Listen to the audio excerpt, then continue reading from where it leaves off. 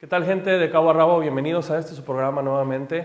Agradezco que estén viéndolo. El día de hoy vamos a estar platicando con una persona muy importante, muy interesante, pero sobre todo que tiene un gran corazón, porque ella ayuda a muchos jóvenes de esta localidad y de San José del Cabo.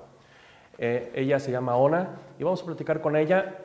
Vamos a hacerlo en inglés, así que mil disculpas a los que no hablan inglés. Pronto estarán los subtítulos aquí abajo para que puedan ustedes verlos.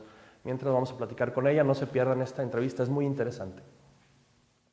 Onagh, thank you for this opportunity to talk to you and get to know you a little bit. Thank you.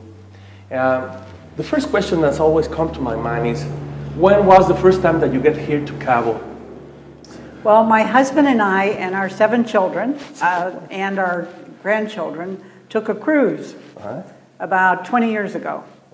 And came into this beautiful little town called Cabo San Lucas. And it was one of the first Mexican Riviera cruises. And we came in on the boat and walked around and said, boy, what a beautiful little town this is. We've got to come back here someday. And so 3 years later, we came back and we did the traditional thing most Americans do. We bought a timeshare. And stayed at the timeshare for about 7 years because we were working like crazy and bringing the kids down here. And we said, you know, all you can do is hide in the timeshare and swim and eat and go back home to work. And so we ventured out one day to go fishing. And we discovered this beautiful little town called La Playita. And came over here, and there were these signs in the tumbleweed that said they were going to build a golf course. And they were going to build a marina. And my husband said, this is where I want to live. I want to have a second home here. And I kind of laughed and said, there is nothing. There is nothing here but signs. No, this is going to be a great community. So we ended up buying the land, went back to the U.S. and didn't come back for about 3 years. And then we came back, and here was a golf course and a marina and everything starting up. Like Unbelievable, right? Unbelievable. So we were so happy. So 10 years ago, we hired a beautiful, wonderful Mexican contractor and built a beautiful home here. And about 3 years ago, we moved here full-time. Full-time over here. And now live in Los Cabos. Wow. So everything started 20 years ago. Yeah. Wow. And you told me 7 kids? 7 kids, yeah. Wow. I have 4 stepsons and 3 children.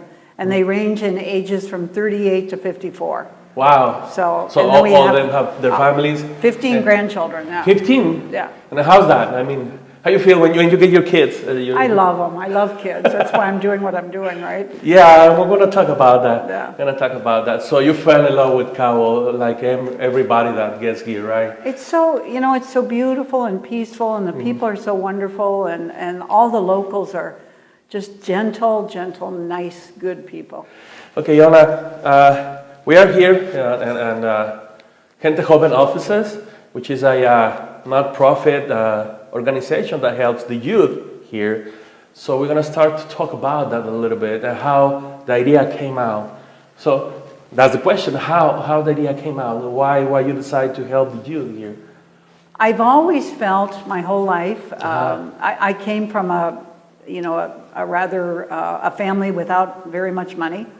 And I had to go to work when I was 13 years old. And, went to school. And I always felt that education was the way to get out of poverty, and education was the way to really have a better life. And when I worked in Silicon Valley, I joined the board of directors of a group called Girls for a Change. Okay. And we worked with African American and Mexican girls in the San Francisco Bay Area. Okay. And we taught them how to present themselves better and to work on social change projects so that they could get a scholarship into high school or into college. And we put about 4,000 girls through that in a period of about 6 or 7 years. And a friend of mine started the foundation, and I moved down here and said, you know what, I want to try this here, because the whole program is based upon a project for the school year. And so the kids pick a subject that they would like to work on and investigate, and they make it a project. And the kids then meet on Saturdays to work on that project for the school year. At the end of the school year, they show us their results. So in California, we did things like immigration, drug issues, pregnancy issues, bullying, and guess what? They're the exact same things happen here. Same issues here. The only difference is that we have the program here for boys and girls because the Mexican culture is much more family-oriented. Yes. And we started with just girls here, and the little brothers would sit outside of the room here, outside Just of waiting the building. for it. Waiting, right? So we finally said, come on in, and made the program for boys and girls. Boys and girls. And how many boys and girls do you have right now? Today we're up to about 430, Are you and we're serious? in 17 schools. Wow. And we're in 4 different foundations. We have a Legamac team, a Sarawao team, a Casa Hogar team, and we also work with Questro Foundation. We work with Green Scholarship programs, and we work with Building Baja's Future. Okay. So it's a combination of things, right? So let me see this. Okay, I have a family, and I have 2 little boys over there. How we can get in touch with you? How these 2 boys or 2 girls can get in touch with the association and start with the program? We go and we recruit from the schools, Okay, the in public schools. schools, the very poor schools. Okay. We go and we talk to the principal and we talk to the teachers. Okay. And then Elma and her team make a presentation in August timeframe to the kids saying, here's what Gente Joven is, here's what we do, would you like to join us? Okay. And we start the teams at the school so that they can meet at the school. At the school first. Yeah. Oh, okay. So And we put 2 coaches, 2 mentors with 12 to 15 kids. Okay. So, and then there's a process of getting them to understand how to work as a team, getting them to understand how to find resources, getting them to understand what the project will be. So it's not only, I mean, it's not only the project by itself, it's what they learn And the leadership. and the leadership. Leadership skills, project Yeah. skills. So how they can You know, do some that. of our little guys are scared to talk and are very quiet and shy. And after they've been in the program for even a few weeks, we see a big difference, Yes. right? They get their self-confidence and they And most with feel the boys, really right? proud. The boys and girls, both boys and girls, Oh, right? really? Yeah, because I know a lot of boys that doesn't like to talk. You know, Yeah. it's more like the girls is like a more comfortable talking, but the Yeah. boys doesn't. Yeah. Yeah. And so- you understand, I mean, if you don't Yeah. have self-confidence and if you can't Yes. present yourself properly, it's a problem. Yes. Yeah, so you have to feel okay with you first, and then you can deal with whatever in front of you have. Exactly. Yeah. So, and okay, that's that one part. The other side, let's say that I want to be part of Gente Joven. What I can do to be part? Well, we're looking for mentors and we're looking Okay. for coaches, right? So Okay. a lot of our coaches are either social workers Okay. or students who are in university to study psychology, or just, you know, hardworking people who want to give back to the community, right? Okay. They contact us, we do leadership training and coach training Okay. before they really get in front of the kids and have to be So responsible they have all the for tools kids. also. Yeah. So you say mentors and coaches. Is there a difference? It's a fine line. Okay. Okay, because a coach, we want them here every Saturday Okay. for 2 hours, and they do coach training about twice a month to learn new skills on working with the kids. A mentor and a mentor program, Elma's in the process of implementing this in our new school year, and she calls them Friends of Children, which is what Amigos de los Niños. A mentor is someone like you who has a business, Okay. and you say, you know what, I'd really like to mentor 1 or 2 boys, or I'd like to mentor a couple of kids, right? Just to kind of keep an eye on them and let them know they've got me to call, and maybe once a month have them come and work with you or spend time with you. We do a career day during the summer. Okay. And we do several other events where we bring local business people in to talk to the kids. So that's more of a mentor, right? Okay, got it. So there's I just say it's a fine line, but also it's completely different. Yeah. I will say that. Yeah. So if you want to be here, it's in Spanish. I'm gonna say this in Spanish. Okay? Please do, because all our kids speak Spanish, and all of our management team is Spanish, right? Yes. So, I'm sorry. Entonces, si ustedes quieren participar en este proyecto, solamente acérquense con ellos. Si ustedes quieren ser coaches, pueden estar aquí, solamente 2 horas cada sábado, convivir con los muchachos, ayudarles en sus proyectos.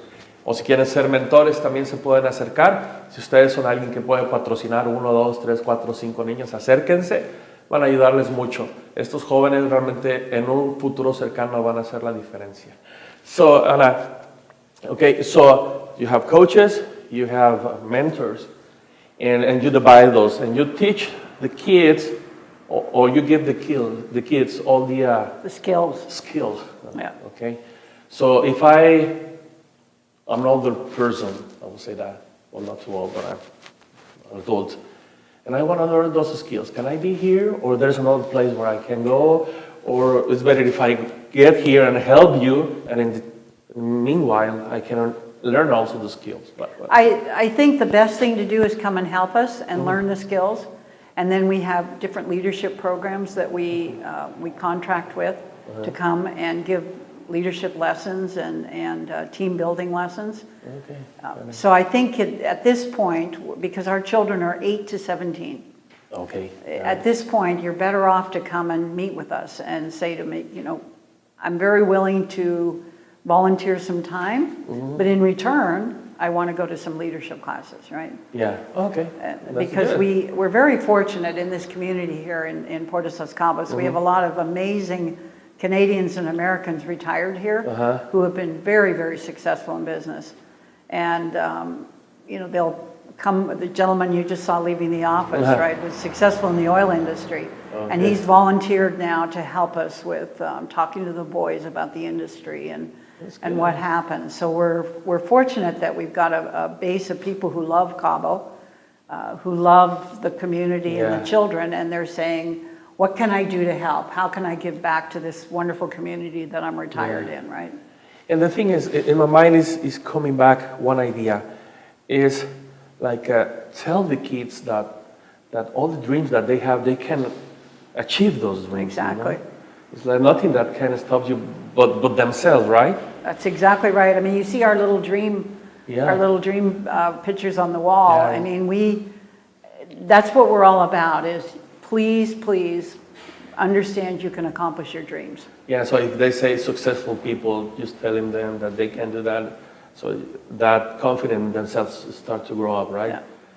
Is there a process, or is there anything that you do to help youth that is in drugs, youth that have a family violence or pregnancy? Do you have those things here also? We reach out to professionals in the community because remember we're coaches and mentors and we're people that are helping the kids, but we really are learning about how difficult it is for some of these children, especially in a single home where they've seen a brother being shot or you know, a mother being beaten.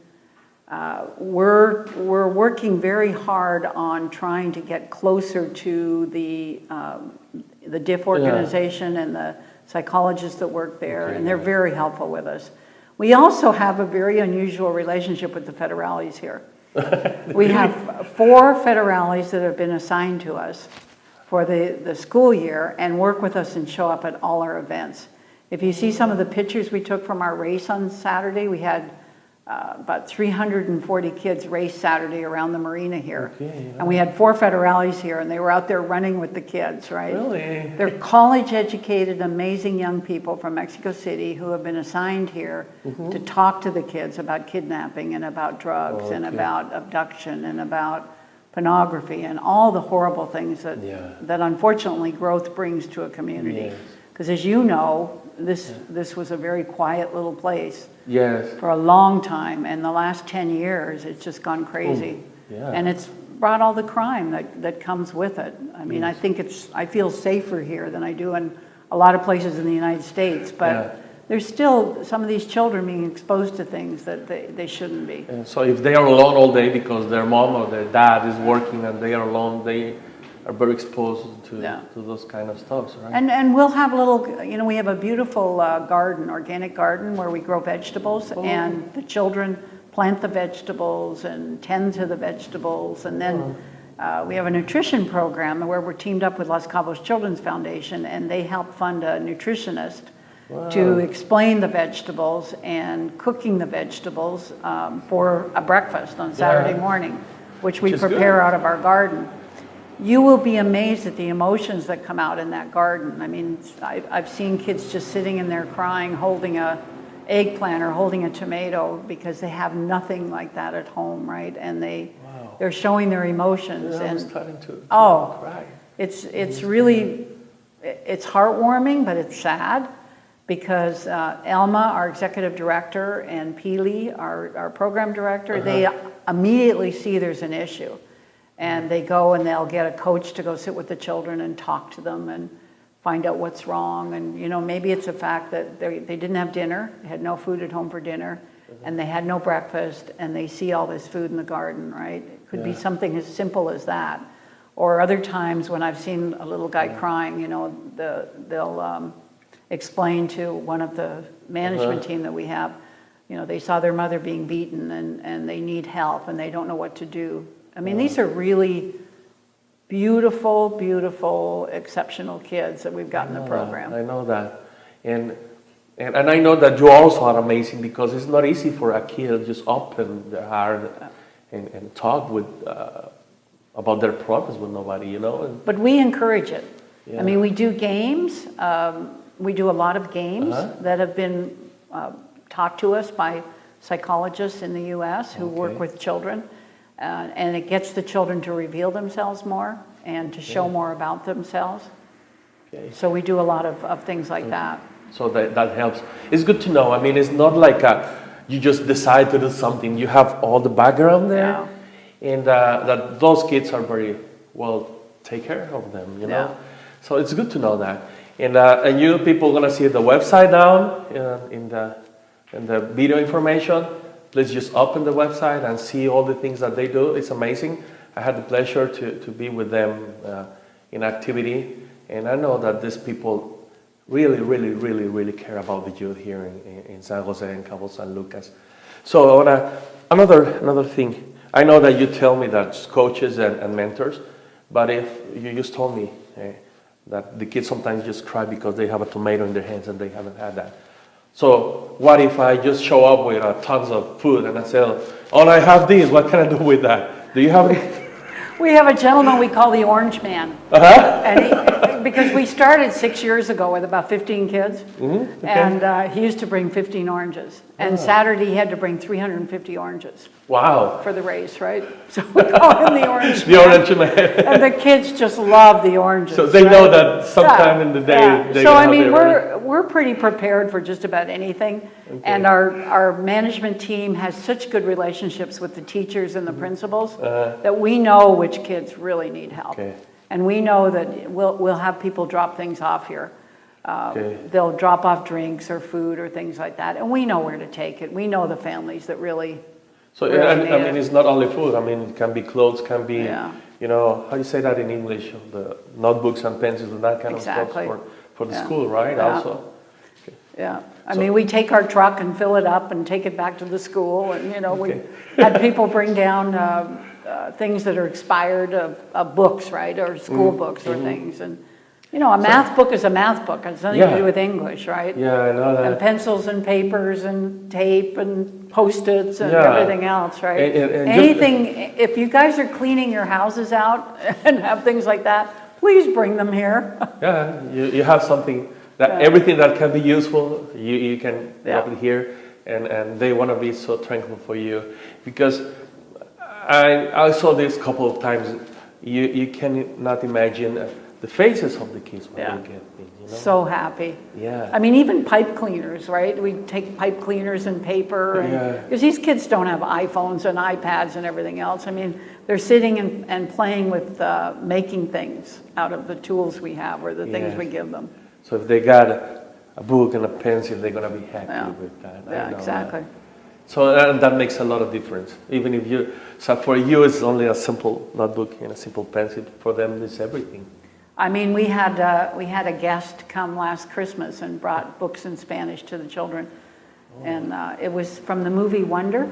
Yeah, I know him. Which is all about bullying, right? And his grandma's on our board, right? The actor. I know them. And they brought the books for the children, and the children were just clutching and hanging, and it was good Christmas, right? Okay. Clutching and hanging onto the books, and he had signed them.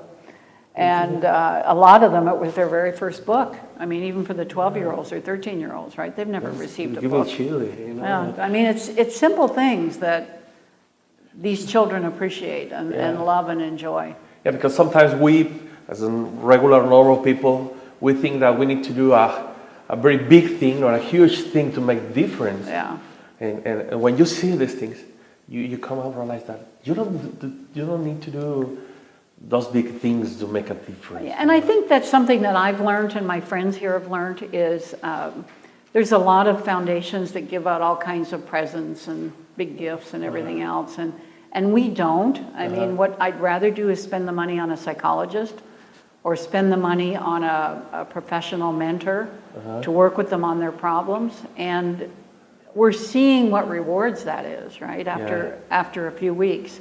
Whereas a toy goes away and you outgrow a toy. Yeah. You know, it's a different kind of thing. I mean, we feel that we're helping their little souls and their minds, and we're giving them the confidence to be able to say, yes, I can have that dream, and I can do something different. Yeah. So you started that, let me go back, 6 years ago? 6 years ago. Years ago. Yeah. And do you have kids now that they become 18 years and they get back to you? We sure do. We even have one that's just gone off to college. Really? So we're quite proud of that. We've had several of the kids that are, you know, they start, and then by the time they're 17, they can move into being a coach. And if they go off to college, they can come back and be a mentor. So that's our whole program. That's great. So they can get... We never want them out of our lives, right? Yes, because you see them growing up and change their lives. Yeah, it becomes their own little club. You know, I mean, you can see the pictures on the wall and how happy they are, and they're so happy to have a T-shirt, right? Yeah. With their club name on it. Yeah. With Gente Joven. Give back a little bit of what they received. Yeah. Yeah. Onagh, it was a pleasure to talk to you and learn a little bit about you and all this amazing organization. I'm pretty sure that somebody will see this video and I'm gonna say, I want to be part of that. I'm gonna show up and let you know. Thank you. I appreciate that. What you do is amazing. And I know that you are not the only one, but you are the one that started this. And again, just go and visit the website and see that. You're going to love this program because I do. And, you know, I just want to say we really want this to be a Mexican organization. And we want to get more and more Mexican people involved, and Mexican business people, Mexican professionals, so that we're really in the background, maybe helping with new ideas or helping with bringing programs from other countries here. Because the children need to see what a wonderful custom they have here and how proud they should be of being Mexican. I mean, this is a really special place, and I think you know that and you appreciate it. And what I want is I want these children to walk around and be proud of being Mexican and be proud of being from this beautiful country.